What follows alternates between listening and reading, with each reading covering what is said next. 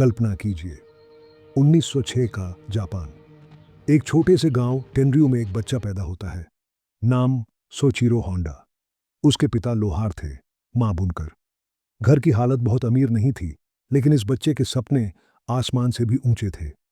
बचपन में ही होंडा को मशीनों से अजीब सा लगाव हो गया। वो घंटों गांव में घूमने वाली कारों के पीछे भागता, उनके इंजन की आवाज सुनता और मिट्टी पर उनके पहियों के निशान देखकर कल्पना करता कि ये लोहे की मशीन कैसे चलती होगी। कहते हैं, वो इतना दीवाना था कि जब पहली बार उसने कार देखी तो उसके पैरों में कंपन होने लगा और उसने ठान लिया, एक दिन मैं ऐसी मशीन बनाऊंगा जो दुनिया बदलेगी। लेकिन सपनों का रास्ता कभी आसान नहीं होता। होंडा स्कूल में बहुत अच्छा नहीं था, पढ़ाई में औसत, लेकिन काम में दिमाग तेज। उसने अपने पिता की वर्कशॉप में लोहे को पीटना, औजारों को पकड़ना और साइकिलें ठीक करना सीखा। वहीं से उसका रिश्ता इंजन और मशीनों से गहरा होता गया। 15 साल की उम्र में ही होंडा शहर चला गया और वहां मैकेनिक की नौकरी करने लगा। शुरुआत में उसे सिर्फ झाड़ू लगाने और औजार साफ करने का काम मिला, लेकिन उस छोटे से गैराज में जहां वो काम करता था, होंडा हर रात मशीनों के पास खड़ा होकर इंजन खोलता और समझने की कोशिश करता कि आखिर ये चलता कैसे है। धीरे धीरे उसका नाम एक टैलेंटेड मैकेनिक के तौर पर फैलने लगा। वो बिना किसी किताब के सिर्फ देखकर इंजन के राज समझ लेता था। कुछ सालों में उसने इतना अनुभव जुटा लिया कि उसने अपनी छोटी सी वर्कशॉप खोल ली। यही से उसकी असली कहानी शुरू होती है। होंडा का सपना था गाड़ियां बनाना, लेकिन जापान में उस समय हालात आसान नहीं थे। युद्ध के बाद की बर्बादी, गरीबी और संसाधनों की कमी ने उसके सपनों पर ताले डाल दिए। फिर भी होंडा ने हार नहीं मानी। उसने टोकाई सेकी नाम की एक कंपनी बनाई, जहां कारों के लिए पिस्टन रिंग्स बनाए जाते थे। लेकिन किस्मत को अभी होंडा की परीक्षा लेनी थी।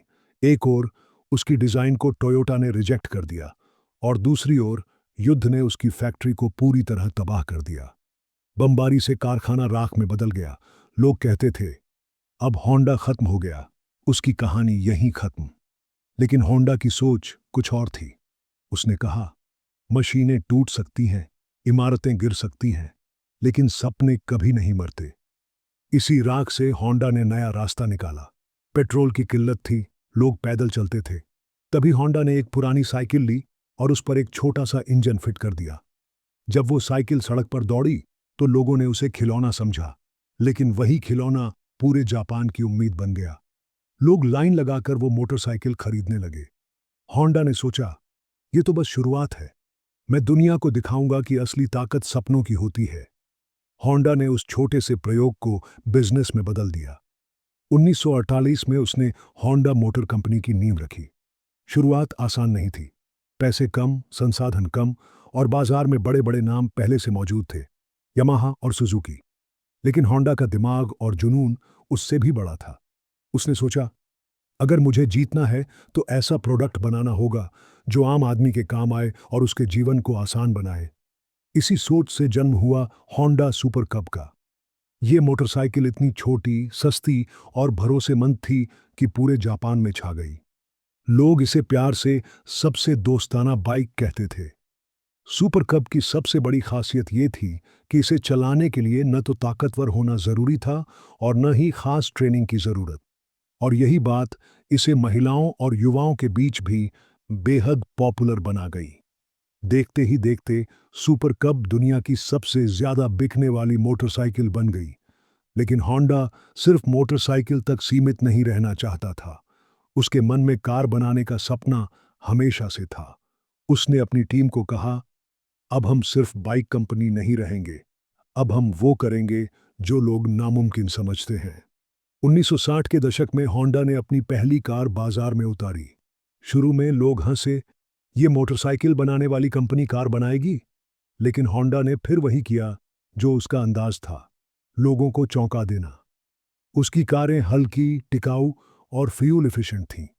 अमेरिका और यूरोप में लोग होंडा कारों को पसंद करने लगे क्योंकि वे उनकी ज़रूरतों को पूरा करती थीं। यही वो समय था जब होंडा ने दुनिया को चैलेंज देना शुरू किया। बड़े बड़े ऑटोमोबाइल दिग्गज जैसे Ford, general Motors, Toyota all powerful और स्थापित थे।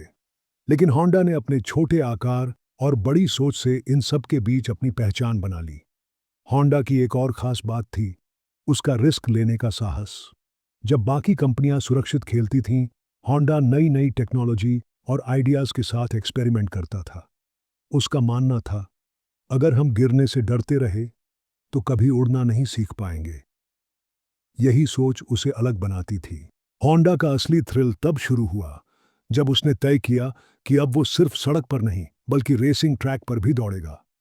फॉर्मूला वन जैसी दुनिया की सबसे कठिन और महंगी रेसिंग में जब होंडा ने हिस्सा लिया तो लोग हंसे, ये छोटी जापानी कंपनी यहाँ क्या कर रही है। लेकिन होंडा ने अपने इंजनों से सबको चौंका दिया। धीरे धीरे उसकी गाड़ियां रेस ट्रैक पर जीतने लगीं और यही साबित हुआ कि होंडा सिर्फ एक कंपनी नहीं बल्कि इंजीनियरिंग की कला है। फॉर्मूला वन की दुनिया में होंडा का नाम आज भी सम्मान के साथ लिया जाता है। लेकिन उससे भी बड़ा कारनामा यह था कि होंडा ने आम लोगों को भी वही टेक्नोलॉजी दी जो उसने रेसिंग में इस्तेमाल की। यही कारण था कि होंडा की गाड़ियां और बाइक्स पावरफुल, एफिशिएंट और भरोसेमंद बनी। समय के साथ होंडा दुनिया का ग्लोबल सिंबल बन गया। अमेरिका, यूरोप, एशिया, हर जगह उसकी गाड़ियां और बाइक्स दौड़ने लगीं। सुपर कब अकेले इतनी बिकी कि गिनीज बुक में रिकॉर्ड बना। लेकिन होंडा की असली ताकत सिर्फ उसकी मशीनें नहीं थीं, बल्कि उसकी फिलॉसफी थी। होंडा हमेशा कहता था, सफलता कभी आखिरी नहीं होती और असफलता कभी जानलेवा नहीं होती। असली मायने रखता है आगे बढ़ते रहना।